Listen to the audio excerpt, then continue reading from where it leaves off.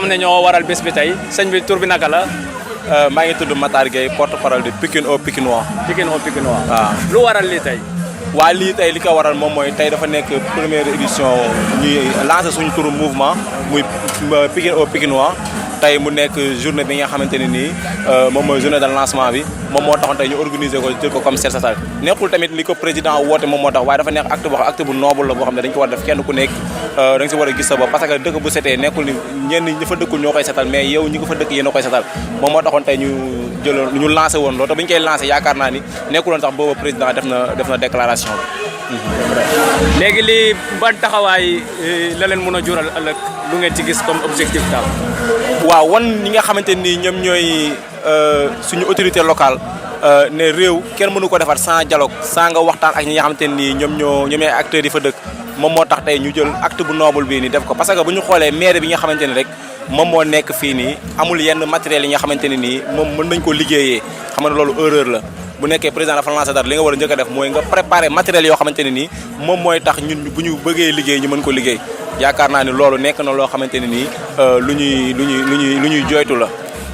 ñu gis ni nag indi ngeen fi matériel bu lourd matériel boo xam ne yombul ñu koy gis ci set setal loolu lan moo waral loolu ak yan démarche ngeen def ba mën ko am. waaw démarche yi nag nekkul dara parce que ñun bi ñu koy def dañ ko demal suñu volonté wu bopp mais aussi dafa am benn bonne volonté bu baax ba tudd Cheikh Ahmed Tidiane Thiam moom moo ñëw wane jox ñu li nga xamante ne nii moom mooy matériel bi indi fi ay camion indi fi tamit ay tracteur rien que pour ñu dégager saabu bi nga xamante ni suuf si nga xam moom moo nekk fii nii loolu tamit nekk geste bu noble boo xamante ni moom def na ko nekk acteur de développement ñu bëri dañoo war a roy si ko nga xamante ni mooy Ahmed Tidiane Thiam mi ngi dëkk Pikine mais mi ngi wane boppam te bëggu si feeñ loolu am solo la ñu ngi koy remercier bu baax a baax Ahmed Tidiane Thiam moom moo fi indi matériel yi luur yi nga fi gis yëpp moom moo ko fi indi puisque ñun bagage yi ñu indi sax tey dafa tombé conseil départemental di def set setal sax moo doon ñu am yenn bagage yi mais sinon du ñu am bagage loolu erreur la si maire bu Pikine Ouest waaw. ñu gis ne tamit ministre bi def na déplacement ñëw saytu seen liggéey ndax lu ngeen yëgoo la wala dafa tombé. non non nekkul loo xamante ne ni dañ ko yëgal wala du genre mais daf see tombé parce que bu ñu xoolee tey conseil départemental mu nga xam te ni ñoom ñoo coiffé jeunes yi nga xam ne ñoom ñoo nekk Pikine yëpp ñoom dañuy def set setal bu mag si Pikine moom moo tax moom mu jaaroon foofu noonu bi mu jaaree xam ni ñooñu xam ni ñun ay membre lañ fa day membre yi actif lañ fa moom moo tax ñoom ñu def déplacement bu ñëw fii nii mu def déplacement bu ñëw fii waaw. ban kàddu ngay tëjee. waaw kàddu gi ma tëjee moom mooy kenn ku si nekk rek jeunes yi nga xam te ni ñoom ñoo nekk si yeneen quartier yi wala si yeneen gox yi ñu xam ni dëkk mënoo koo defar tant que organisé wu woo na jeunes yi organisé wu mel ni waa Pikine au Pikinois organiser seen bopp aussi que ñu mën a liggéey Pikine ñu mën a jëm kanam parce que Pikine moo njëkk si Dakar si quartier bi ñu tracé à part Rufisque si département bi Pikine moom moo jur tënk Parcelles moom moo jur Guédiawaye mais Pikine boobu léegi mën nañ ne Pikine avancé wul li tax mu avancé nag ay nit ñoo xam te ni dañoo incompétent ñu leen dénk suñuy poste de responsabilité moom moo tax Pikine avancé wul ñun nag dinañ ca bay suñu tànk waar ñi ngi jëm si élection maire yi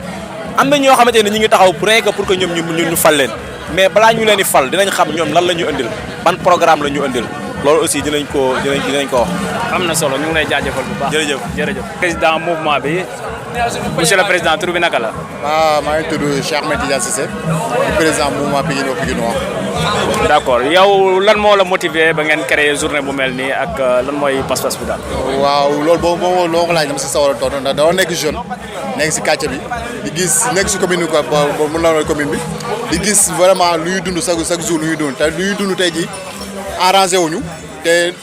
pour ñu développer bu ñu changé ñun ñu nekk jeune ñoo mën a changé tey dëgg ba pour mu développer jeune ñoo ko dugal seen temps wala tey jii bu ñu toogee ñun ñu concentré wu yooyu créé war na mën a créer loo xam ne tey jii lu dëgg lay doon te boobaa bu ko créé dinañ si gis suñu bopp suñu rax yi dinañ gis suñu yaay dinañ gis suñu bopp suñu mag ñëpp dinañ gis Pikine itam dinañ gis seen bopp moo tax tey ñu créé woon ñu jël initiative yi créé mouvement bi Pikine ñu tuddee ko Pikine au Pikinois.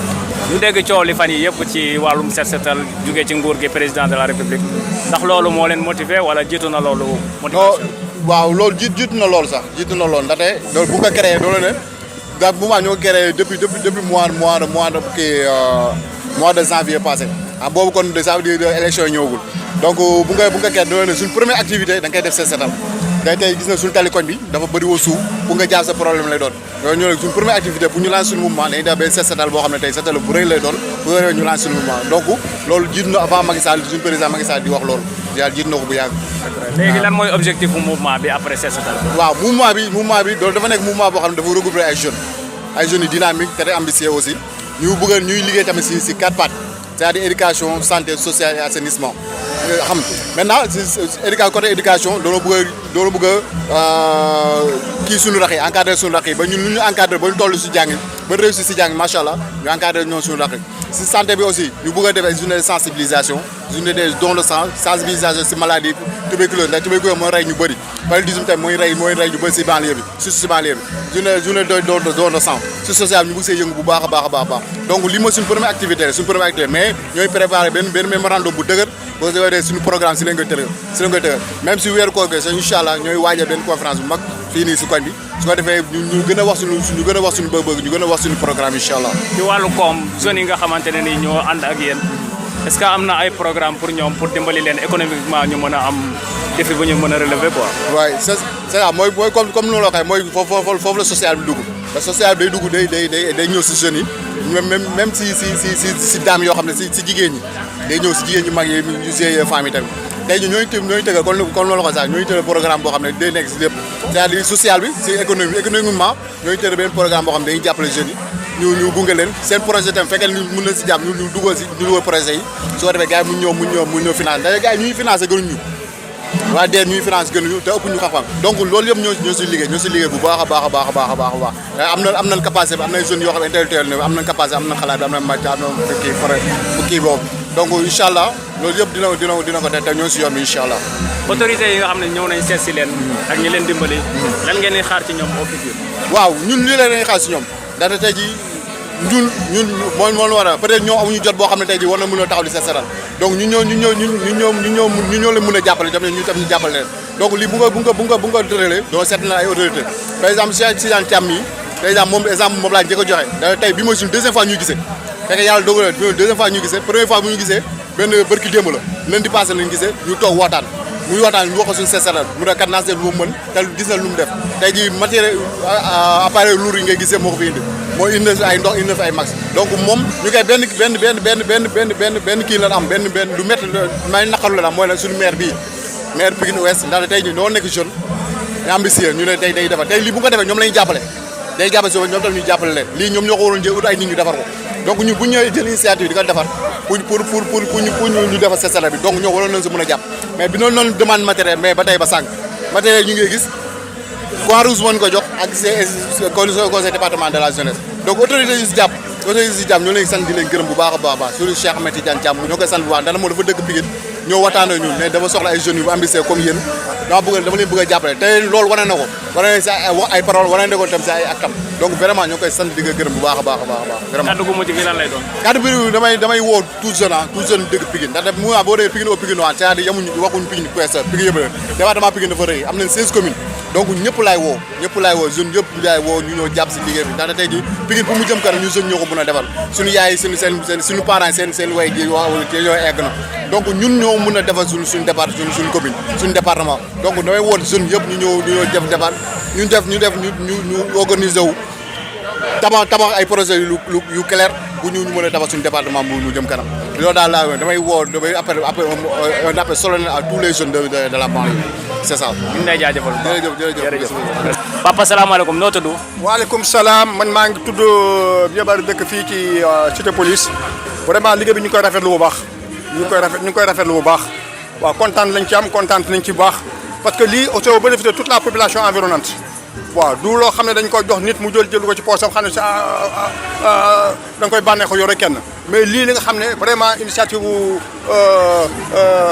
autorités yi waaw c'est une très bonne initiative waaw ñu ngi koy rafetlu vraiment tout le monde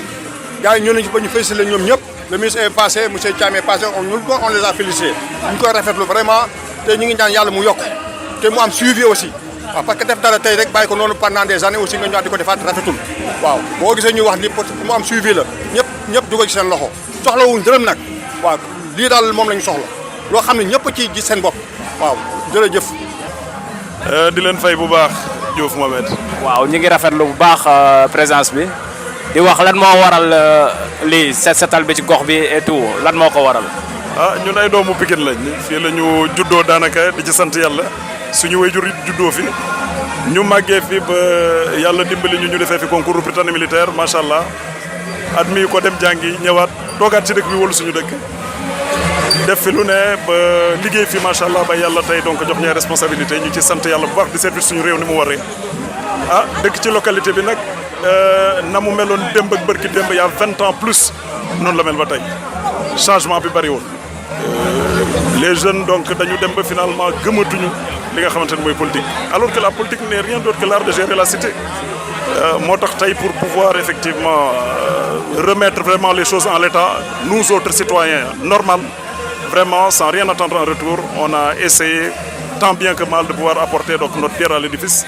ah dugal ci suñu loxo liggéey ah donc set setal bi c'est un moyen de pouvoir communier ensemble mais également donc un acte citoyen pour permettre effectivement aux jeunes de pouvoir comprendre tout ce qui est donc civisme et autres requis et de permettre aussi donc mag yi ñu génn communier ndoo ak gone yi vraiment jàngal leen li nga xamante ni donc nii la ñu war a doxalee ngir ëllëg effectivement donc répondre à cet appel du président de la République Macky Sall. waaw mu mel ni ndaw yi dañu manqué woon lii dañ ko xaar ndax gis nañu am na réussite bu mag bu ci am ba génn nañu uy si donc yow ban satisfaction ngay am ci loolu. sant yàlla parce que naturellement dañu joxante rendez-vous 9h man 8h et quelque maa ngi fi woon nee naa leen dafa mel ni man maa leen gën a dëgër tuuti mais sant yàlla vraiment donc ñëpp génn nañ def nañ li ñuy def ñu ciy sant yàlla bu baax a baax a baax a baax macha allah. di leen encourager it parce que yu mel nii donc tàmbale nañ ko fii mais dinañ ko yaatal incha allah y a de bonnes volontés qui nous accompagnent incha allah donc ñu woo leen ci appel bi ñu liggéeyandoo Pikine incha allah ci kattanu yàlla donc dañuy dégg ñu ne fan yi yëpp ci benn politique bu bees bu état bi tàmbali ñu koy woowee fast track ak désencombrement ville yeeg yooyu yëpp donc loolu est-ce que daf la bokk ci li nga xam ne moo la motiver wala yow da nga amoon passion def lii avant. J'avais cette passion parce que la discipline dafa bokk ci man dama ci sant yàlla dafa bokk sama formation donc amoon naa yéene gi mais quand le président donc que j'appellerai donc le haut commandant donc bi mu joxee les directives tout le monde a suivi toute autorité dans ce pays suit jusque-là et nous également en tant que simples citoyens cadres de Pikine donc nous amenons notre pierre à l'édifice. On sera toujours là on va travailler donc pour notre localité et sans rien attendre en retour bien évidemment. léegi li ban conseil ngay jox ndawu Pikine yi ak ban motivation nga leen mën a jox. ñu ànd ak yar déjà la discipline damay faral naan sama slogan ñetti mots la discipline rigueur loyauté nañu ànd ak yar fonk seeni liggéey et surtout am kóolute. waaw lu ñu leen dénk ñu def ko dem waree te buñ ci xaar dara sans rien attendre en retour ci kattanu yàlla donc aujourd'hui on a vu effectivement le ministre également Abdou Karim Fofana donc venu regarder les travaux qui sont en train d'être menés ñu ko ci gërëm parce qu'on voit depuis sa nomination ça descend sur le terrain et c'est comme ça donc voilà nous sommes tous jeunes et c'est de ça dont le Sénégal a besoin. Le Sénégal a besoin de notre force, le Sénégal a besoin effectivement de notre abnégation et de notre conscience citoyenne surtout. Objectif yi lan la monsieur Thiam. Les objectifs, on va pas aller très loin. Nous menons nos actes citoyens et nous espérons ci kattanu yàlla si tout va bien effectivement nous arriverons à développer notre localité. Qu'on ne parle plus donc de banlieue, donc ce terme qui nous est donné depuis longtemps, que je considère ne serait-ce que comme un état d'esprit. Aujourd'hui les éveils, donc l'éveil est là, les consciences sont très éveillées, les esprits très éveillés et effectivement tout le monde est prêt, même ces jeunes de Pikine sont prêts à pouvoir donc faire leur localité. Et nous voulons, en tant que pan peut-être et élément de cet ensemble, apporter vraiment notre pierre à l'édifice pour pouvoir au moins amener donc notre localité à changer de visage. C'est ce qu'on veut et on combattra pour ça, s'il plaît à Dieu. Nous ferons tout ce que nous avons et tous les efforts que nous pouvons donc mener, nous les mènerons pour pouvoir aider cette localité à se développer sérieusement,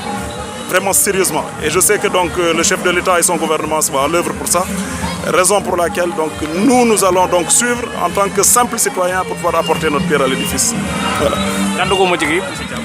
ñu ngi leen di jaajëfal bu baax a baax et puis voilà depuis ce matin ñu ngi ci di liggéey rek la ñu xam donc nañu liggéey nañu liggéey mooy sama kàddu ci nañu liggéey